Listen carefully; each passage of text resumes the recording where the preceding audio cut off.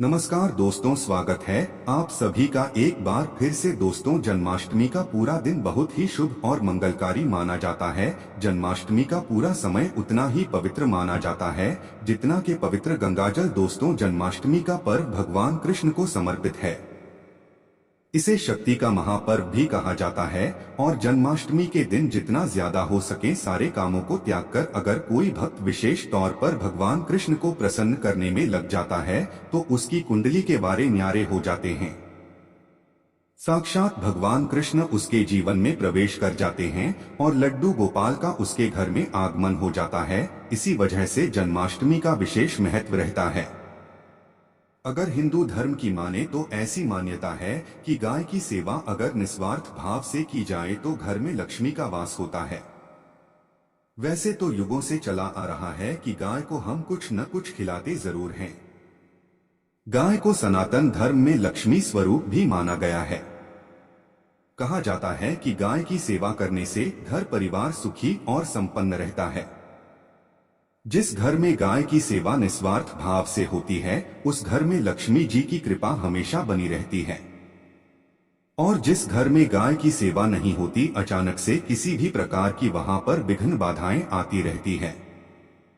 वैसे तो कुछ लोग शहरों में भी रहते हैं, महानगरों में रहते हैं, तो वहां पर गाय पालना संभव ही नहीं है, लेकिन गाय को वहां पर भी रोटी जरूर खिलाई जाती है। लेकिन कई बार गाय को खिलाने में कुछ भूल हो जाती है। तो कौन सी वो 3 चीजें हैं जो गाय को नहीं खिलानी चाहिए, आज हम आपसे इस वीडियो में साझा करेंगे। लेकिन दोस्तों, उससे पहले आपसे रिक्वेस्ट करते हैं कि वीडियो को लाइक जरूर करिएगा, दोस्तों को शेयर कर दीजिएगा और अगर आपने अभी तक चैनल को सब्सक्राइब नहीं किया है तो चैनल को सब्सक्राइब करके बेल आइकन जरूर दबाइएगा। दोस्तों, गाय के अंदर सभी देवी देवताओं का निवास माना जाता है। तो आप सुबह जो पहली रोटी बनती है वह अगर गाय को खिलाते हैं तो देवी देवताओं का आशीर्वाद मिलता है। गाय को गुरु के साथ जोड़ा गया है, यानी गुरु ग्रह के साथ, बृहस्पति ग्रह के साथ, इसलिए गुरुवार के दिन गाय को रोटी पर एक चुटकी हल्दी डालकर खिलाएं तो सुख संपत्ति, धरना, ऐश्वर्य बढ़ता है। दुष्ट ग्रह शांत हो जाते हैं। जो लोग मानसिक रूप से परेशान है वह गाय को रोटी पर थोड़ा सा गुड़ रखकर खिलाएं तो सकारात्मक ऊर्जा आती है, टेंशन खत्म होती है, स्वास्थ्य अच्छा रहता है। और अगर आपको लगता है कि आपके सभी ग्रह खराब है तो ऐसे में गाय को पहली रोटी रोज खिलाएं। सभी ग्रह धीरे धीरे शुभ हो जाएंगे। कभी कभी जीवन में लंबे समय से कोई शुभ मंगल कार्य नहीं हो रहे होते, तब ऐसे में अब गाय को रोटी खिलाएं। गाय के मस्तक को छूकर अपनी मन्नत कहें, प्रणाम करें, पैर छुए तो आपकी मन्नत जरूर पूरी होगी। तो ये था गाय को आप क्या खिलाएं उसके बारे में, लेकिन गाय को क्या नहीं खिलाना चाहिए अब हम जानते हैं। गाय को रोटी तो हर कोई खिलाता है। अब यह रोटी बासी बिल्कुल भी नहीं होनी चाहिए, यानी कि एक दिन पहले की जो रोटी बनी रहती है और आप दूसरे दिन सुबह सुबह खिला देते हैं वो नहीं खिलानी चाहिए। कई बार आप रोटी बना लेते हैं और उस दिन गाय मिलती नहीं तो रोटी रखे रह जाती है। फिर वो अगले दिन गाय को खिलाने से गाय का अपमान माना जाता है, वो रोटी बासी कहलाती है। इसलिए गाय को एक दिन पहले की बची हुई रोटी कभी नहीं खिलानी चाहिए। सड़ी गली चीजें, खराब चीजें गाय को मत खिलाइए, इससे घर में परेशानी आती है। अगर आप ऐसा करते हैं तो अपनी आदत को बदलिए, क्योंकि इससे घर में तकलीफ आती है। गाय को हरा चारा तो हर कोई खिलाता है। हरा चारा खिलाते समय एक बात का ध्यान रखें, गाय को सबसे ज्यादा पीपल का पत्ता लोग खिलाते हैं, पर पीपल का पत्ता आप खुद से तोड़कर मत खिलाइए। दूसरी बात, आप घर में सब्जी लाते हैं तो सागा जाता है तो उसमें से अच्छी चीजें तोड़कर रख के बचा खुचा अब गाय को खिलाएं। आप जो देंगे वह गाय खा लेगी, लेकिन थोड़ी सी कुछ अच्छी चीजें मिलाकर गाय को खिला दीजिएगा तो ज्यादा फायदा होगा। गाय को दूध नहीं पिलाना चाहिए। आप दही चावल खिला सकते हैं, लेकिन दूध ताजा हो या बचा हुआ भूलकर भी गाय को मत पिलाइए। तो 3 चीजें गाय को नहीं खिलानी है। एक तो बची कुची रोटी नहीं खिलानी है। कोई भी अनाज बजाए उसे दूसरे दिन गाय को नहीं खिलाना है। जैसे चावल बच जाता है रोटी बढ़ जाती है। और आप अगर चारा खिलाते हैं उन्हें तो सड़ा गला मत खिलाइए, और अगर खिलाते हैं कोई चीज तो उसके साथ कुछ अच्छी चीजें मिला लें, और गाय को दूध भी नहीं पिलाना है। ये चीजें बिल्कुल भी नहीं खिलाएं, नहीं तो घर में गरीबी आती है, माता लक्ष्मी आपके घर में वास करना छोड़ देती है। 84 लाख योनियों के सफर करके आत्मा अंतिम योनि के रूप में गौ का रूप धरती है। गाय लाखों योनियों का वह पड़ाव है जहां आत्मा विश्राम करके आगे की यात्रा शुरू करती है। दोस्तों, गाय का कोई अपशगुन नहीं होता है। जिस भूभाग पर मकान बनाना हो वहां पर अगर आप 15 दिन के लिए गाय और बछड़ा बांध देते हैं तो वह जगह पवित्र हो जाती है। भूभाग से बहुत सारी आसुरी शक्तियों का नाश हो जाता है, क्योंकि गाय में सकारात्मक ऊर्जा का भंडार माना गया है। गाय का मार्ग रोकना, अगर आप कहीं भी जा रहे हैं और गाय माता आपका मार्ग रोक दें तो ये बहुत ही शुभ माना जाता है। गाय और बछड़े का दर्शन एक साथ आपको हो जाए तो आपकी सफलता का प्रतीक माना जाता है। अगर आपके घर के आसपास घूमते रहते हैं तो इसका मतलब है कि आपके घर से काफी सारे संकट अपने आप ही दूर होने वाले हैं और समृद्धि पूर्वक जीवन आपको मिलता है। गाय के समीप आप अगर जाते हैं तो संक्रामक रोग, कफ, खांसी, सर्दी, जुकाम आदि का ग्रह जूली अपने आप ही बिना दवाइयों के भी नाश हो जाता है। अगर आपको गाय अचानक से पहुंच मार देती है तो ये बहुत ही शुभ संकेत माना गया है, और काली चितकबरी गाय का ऐसा करना तो और भी ज्यादा शुभ माना गया है। पंचगव्य जो होते हैं वह कई रोगों में लाभदायक है।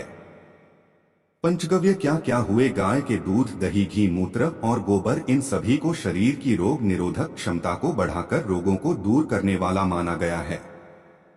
ऐसा कोई रोग नहीं है जिसका इलाज पंचगव्य से नहीं किया जा सकता। दोस्तों, आज के समय में लोग गौ माता की पूजा करने के बजाय, उनका सही उपयोग करने के बजाय उनको काटकर मारकर खाना ज्यादा पसंद करते हैं। बुरा लगेगा शायद, पर ये सच है। और गाय को रोटी देने से न केवल सुख समृद्धि की प्राप्ति होती है बल्कि बरकत भी होने लगती है।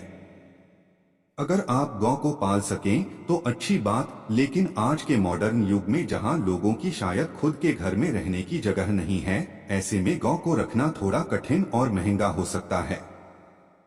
ऐसे में आप गोकुल रोटी ने कम से कम रोटी देके आप सुख समृद्धि को प्राप्त कर सकते हैं। आपके घर में बरकत होने लगती है। हमारे बुजुर्ग हमेशा से कहते आए कि गाय को रोटी खिलानी चाहिए, लेकिन समय स्थिति के चलते गाय की सेवा हर कोई नहीं कर पाता, लेकिन कम से कम रोटी तो आप खिला सकते हैं। अगर रोटी भी नहीं खिला सकते, जैसे काफी सारे जो हमारे भाई बहन मलेशिया वगैरह में, लंदन वगैरह में बैठे हैं, उनको गायन नहीं मिलती है, वो पूछते हैं कि हम कैसे गौ सेवा करें। आप ऐसा कर सकते हैं, आप गौ के नाम के पैसे निकालते जाएं और फिर आप चाहे तो कभी इंडिया आए तो आप गौशाला में दान दे दें, या फिर आप चाहे तो वहीं पर किसी गरीब को गांव के नाम की रोटियां खिलाएं, किसी भी अनाथ आश्रम में चले जाएं, किसी वृद्धाश्रम में चले जाएं, किसी भी दूसरे सब पशु को आप भोजन कराएं। यह भी आपके लिए बहुत अच्छा होने वाला है। कम से कम रोटी जरूर खिलाएं।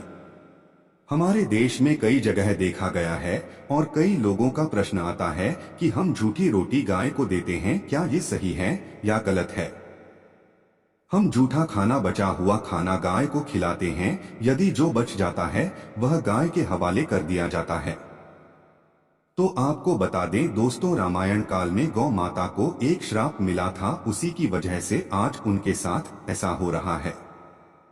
उसी शराब की वजह से गौमाता में देवी देवताओं का वास होने के बाद भी उनको झूठा खाना पड़ता है।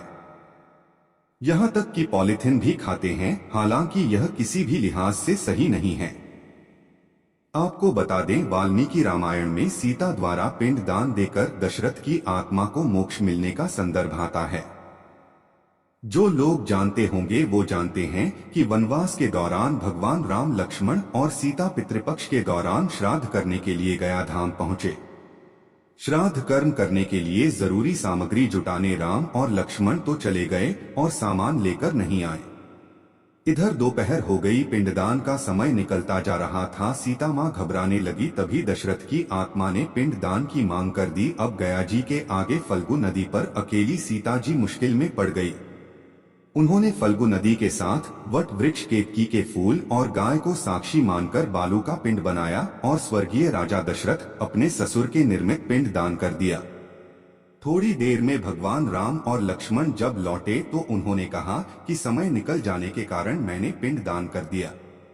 बिना सामग्री के पिंडदान कैसे हो सकता है? इसलिए राम ने सीता माँ से प्रमाण मांगा। तब सीता माता ने कहा कि जो फल्गु नदी के रेत है, केतकी के फूल है, गाय है और वट वृक्ष है, जो मेरे द्वारा किए गए श्राद्ध कर्म की गवाही दे सकते हैं। इतने में फल्गु नदी, गाय और केतकी के फूल तीनों इस बात को मुकर गए। उन्होंने कहा, सीता माँ झूठ बोल रही है, सिर्फ वट वृक्ष ने सही बात कही। तब सीता जी ने दशरथ का अध्ययन करते हुए उनसे ही गवाही देने की प्रार्थना करें। दशरथ जी ने सीता माँ की प्रार्थना को स्वीकार करके घोषणा की कि ऐन वक्त पर सीता ने मुझे पिंड दान कर दिया। इस पर राम आश्वस्त हुए, लेकिन तीनों गवाहों द्वारा झूठ बोलने पर सीता जी उनसे क्रोधित हो गए और उन्हें श्राप दिया। फल्गु नदी से कहा कि जा, तेरा नाम सिर्फ नदी रहेगा, लेकिन तुझमें पानी कभी नहीं रहेगा। इस कारण आप भी जानते होंगे, जो लोग जानते हैं, फल्गु नदी आज भी गया में सूखी ही रहती है। गाय को श्राप दिया कि तो पूज्य होकर भी लोगों का झूठा खाएगी, और केतकी के फूल को श्राप दिया कि तुझे पूजा में कभी नहीं चढ़ाया जाएगा। वट वृक्ष को सीता माँ ने आशीर्वाद दिया कि उसे लंबी आयु की प्राप्ति होगी और दूसरों को छाया प्रदान करेगा, तथा पतिव्रता स्त्री तेरा स्मरण करके अपने पति की दीर्घायु की कामना करेंगी। यही कारण है कि गाय को आज भी झूठा खाना पड़ता है। केतकी के फूल को पूजा से निषिद्ध बताया गया है। फल्गु नदी के तट पर जल नहीं है। सीता कुंड में पानी के अभाव में सिर्फ बालू रेत में पिंडदान किया जाता है। दोस्तों, शास्त्रों के मुताबिक गौमाता में सारे देवी देवता निवास करते हैं। 33 कोटि देवी देवता और पीटर का निवास होता है। अगर आप भी किसी मंदिर में नहीं जा सकते, पूजा पाठ नहीं करते हैं, कहीं जाकर के ग्रह दोषों का उपाय नहीं कर सकते हैं, तो आपको गाय को एक रोटी जरूर खिलानी चाहिए। हमेशा कहते हैं, पहली रोटी गाय की अगर आप भी खिलाते हैं तो दुनिया के सारे सुखों को प्राप्त कर सकते हैं। आपने अक्सर ही सुना होगा कि रसोई में पहली रोटी जो भी बने गाय को दे देनी चाहिए। हर रोज गाय को एक रोटी देने से आपके जीवन के सभी दुख दर्द दूर हो जाते हैं। खाना बनाते वक्त हमेशा पहले एक रोटी गाय की निकाल दें, इसके बाद ही परिवार के बाकी सदस्यों के लिए आपको रोटियां सेकनी चाहिए। कोशिश करनी चाहिए कि गाय की उस रोटी में थोड़ा सा हल्दी मिला दें। इससे गाय को रोटी खिलाने का अपार फल प्राप्त होता है। अगर गुरुवार का दिन हो तो लोई ले ले, सने हुए आटे की एक छोटी सी लोई बना लें और उसमें हल्दी मिलाकर गाय को खिला दें। आपके जीवन में शुभता आती है, वैभव आता है, धन संपत्ति का वास होता है। आप जो भी हासिल करना चाहते हैं जिंदगी में, तो आप देखेंगे कि तुरंत आपको मिनटों में वह हासिल हो जाता है। इसी तरह से आपको नमक का एक उपाय बताते हैं। नमक क्या है? नमक के बिना तो हर स्वाद अधूरा है, और साथ ही साथ अगर नमक न हो जीवन में तो स्वादहीन हो जाता है। जितना हम खाने में नमक को इम्पोर्टेंट मानते हैं, उतना ही ज्योतिष में नमक को इम्पोर्टेंट ही माना जाता है और इसे कर्ज की वस्तु माना गया है। किसी का नमक खाने का अर्थ क्या होता है? उसका कर्जदार होना। आपने सुना ही होगा, नमक का कर्ज अदा करना है। इसलिए अगर आप जीवन को सुगम लाना चाहते हैं, सरल बनाना चाहते हैं, तो नमक का एक आसान सा प्रयोग आपको आज हम बताएंगे। आप देखिए कि कितने आपको पॉजिटिव परिणाम मिलते हैं, और इतना आसान है कि इसके लिए आपको अतिरिक्त मशक्कत करने की कोई जरूरत नहीं है। सिर्फ आपको अपने घर में बनी सबसे पहली रोटी लेनी है और उस पर थोड़ा सा नमक रख दें। अब आप पूछेंगे कौन सा नमक रखें? तो सबसे बेस्ट है आप सादा नमक, ढेरी वाला नमक, सस्ता नमक जो भी है वो रखें। काला नमक नहीं रखना है, आपको सफेद नमक ही रखना है। तो नमक रख लें और फिर इस रोटी को किसी कपिला गाय को आपको दे देनी है।